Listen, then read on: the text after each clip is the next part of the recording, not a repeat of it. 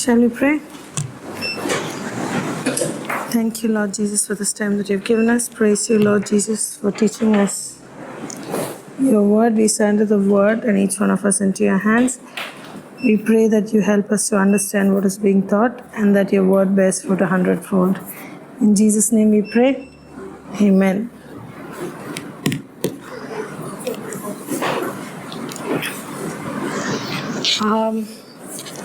So, do you remember the 4 things that we learned last week? You were there last week, but you were not there. We were not. Kids were. Kids were here, no? So, do you remember the 4 things that you learned last week about the armor of God? What should you do? 4 things that you should press on, be steadfast, do the word, follow Jesus. Do you remember that? No? Okay, let me just explain. It's like a revision. Now, press on means leave the past behind and run toward Jesus. Do you remember that? Yes? And be steadfast means set your face like a flint and never give up. Okay, now do the word means don't just listen, act. And follow Jesus means he opens a gate and we run through with determination. Okay, so what was the memory verse? You say it. My beloved brethren, be steadfast, immovable, always abounding in the work of the Lord.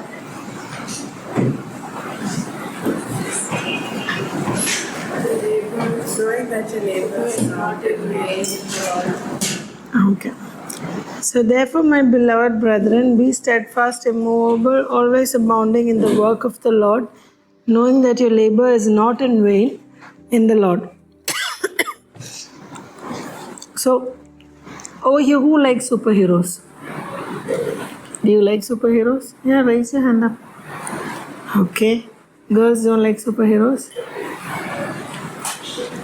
You do? You do? Okay. So, you know what?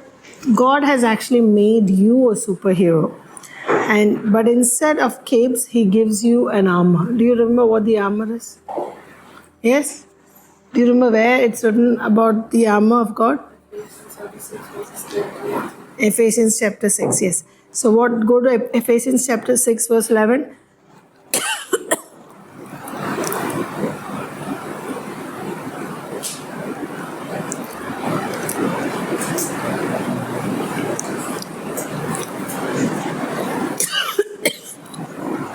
Are you there? Read. 11. Put on the whole armor of God that you may be able to stand against the wiles of the devil. Yes, put on the whole armor of God that you may be able to stand against the wiles of the devil. See, why do people wear an armor when they're going for battle?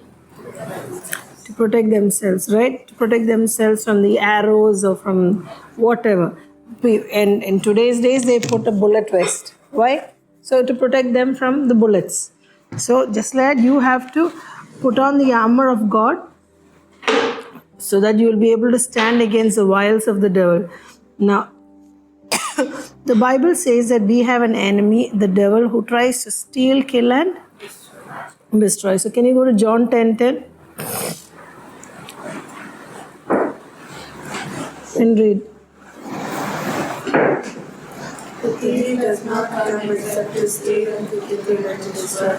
I have come that they may have life and they may have it more abundantly. Yes. The thief does not come except to steal and to kill and to destroy. I have come that they may have life and they may have it more abundantly. Now, Satan's mission was to steal, kill, and destroy. You know that, right? His mission is to steal, kill, and destroy. He steals marriages, he steals joy, he steals finances and peace. And his greatest weapon, can you guess what it is?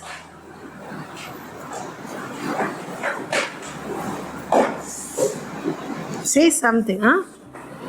I can't hear you. Destruction, no, that's not his greatest weapon. His greatest tactic. What is it? Yes, deception. Because the whole thing started with deception. He deceived Eve, right? So his greatest weapon is deception. Now go to Hosea chapter 4, verse 6.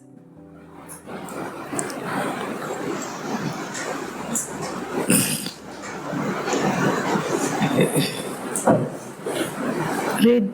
I destroyed for lack of knowledge, because you have rejected knowledge. I also will reject you from being a peace of me, because you have forgotten the law of your God. I have rejected you. Yes, God says that my people are destroyed for lack of knowledge. So a toothless lion, he can roar but he can't bite unless you give him ground. True? Unless you allow him to bite you, he cannot bite you, because he's actually a toothless person. He's not as ferocious as the one with teeth. So he tries to make kids fight with parents, feel afraid, or believe in lies. But Jesus defeated him on the cross. Now Jesus gives us armor like a superhero suit. Is that clear? Like I'm sure you would have seen superhero movies where you know that if they touch a meteorite or something like that, they get superpowers, right? So when you know if you touch it that you will get superpowers, and if you know that the Bible is like what will give you superpowers, won't you do that, or will you keep it away from you? If the Bible is giving you superpowers, will you keep it close to you and will you touch it? Yes? Or will you keep it away from you? Keep it close, because you would obviously like to be a superhero. Now go to Ephesians chapter 6 verses 14 to 18. 6 verse 14 to 18. Did you go to the washroom? Stand therefore, having girded your waist with truth, having put on the breastplate of righteousness, and having shod your feet with the preparation of the gospel of peace, above all, taking the shield of faith with which you will be able to quench all the fiery darts of the wicked one, and take the helmet of salvation and sword of the Spirit, which is the word of God, praying always in all prayer and supplication of the Spirit, being watchful to this end with all perseverance and supplication for all the saints. Yes. Stand therefore, having girded your waist with truth, having put on the breastplate of righteousness. Can you all stand up? Now, you read all this. Haven't you seen in movies, battle movies, wherein there's a music that goes on and you see peace little by little, wherein they put on the armor, they put on the helmet, they take the sword. Haven't you seen all that? So you're going to act it out. Okay? So, belt of truth. Where will your belt be? Put on the belt of truth. My goodness, show some. Imagine you're in those, there's a background music going on. You're in those movies. You're going for battle. So, put on the belt of truth. Yes. And say, I know God's word is true. I know God's word is true. Now put on the breastplate of righteousness. Tap your chest. And say, I'm right with God. I'm right with God. Now put on the shoes of peace. Very good. And then say, I bring good news. I bring good news. Now take the shield of faith. And say, I believe God's promises. I believe God's promise. And put on the helmet of salvation. And say, my mind belongs to Jesus. My mind belongs to Jesus. And then swing the sword. And then say, I fight with God's word. I fight with God's word. That was fun, right? Yes? Not fun? But this is what you're supposed to do. Sit. This is what you're supposed to do in real life. Imagine if you can actually see the spirits that is working behind all the chaos in the world. Will you just walk around like this? Or will you fight it? You will, right? You won't walk around saying that, I don't care. You won't do that. If a madman is coming straight at you, what will you do? Will you just stand there looking at him, or will you stop him from coming near you? Obviously, you'll stop him. But you have to have all this when you're going into battle. Okay? Now go for next week, you have to memorize James chapter 4, verse 7. So read that. James chapter 4, verse 7.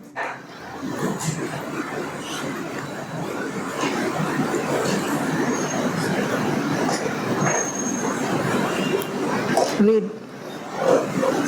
Therefore, submit to God, resist the devil, and he will flee from you. Yes, therefore submit to God, resist the devil, and he will flee from you. All of you.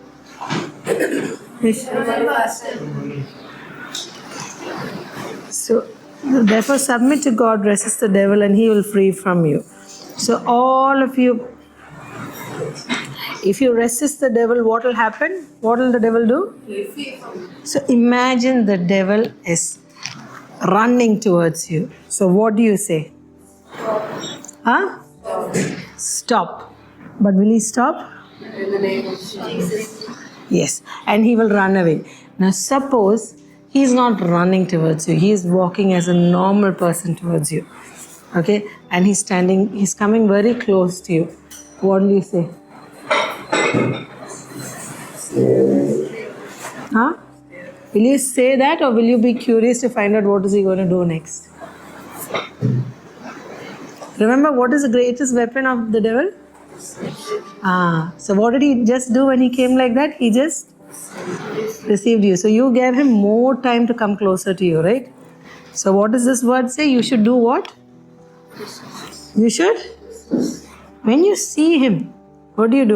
Don't allow him to come anywhere close to you. You say what? Stop. Stop. And you resist him and he will run away. Now,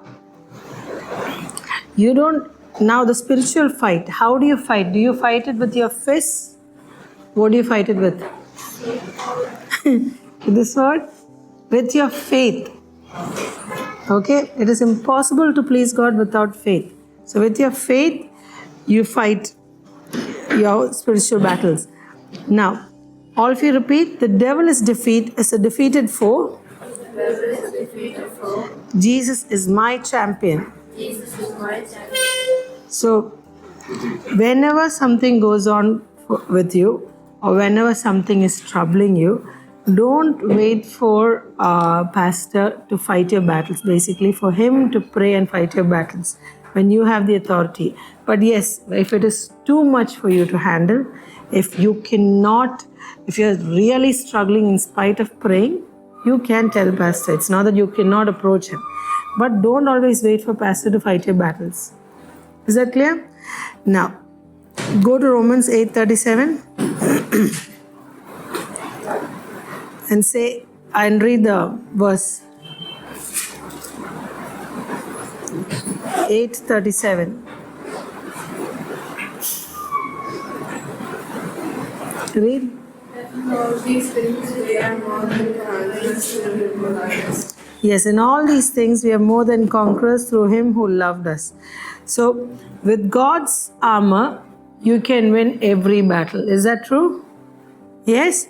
So, all we say together, with God's armor, I can win every battle. I can win every battle. Okay? Now, for next week, you will have to memorize James chapter 4, verse 7. Okay? Have you highlighted that or made a note of it? Yes? James chapter 4, verse 7. So, shall we pray? Thank you, Lord Jesus, for this time that you've given us. Praise you, Lord Jesus, for teaching us your word. We send each one of us into your hands. We pray for boldness. We pray for protection. We pray that you remind us of whatever we have been taught. And we pray that you help us to bear fruit and spread the word to those who are lost out there. In Jesus' name we pray. Amen. Say loudly, children.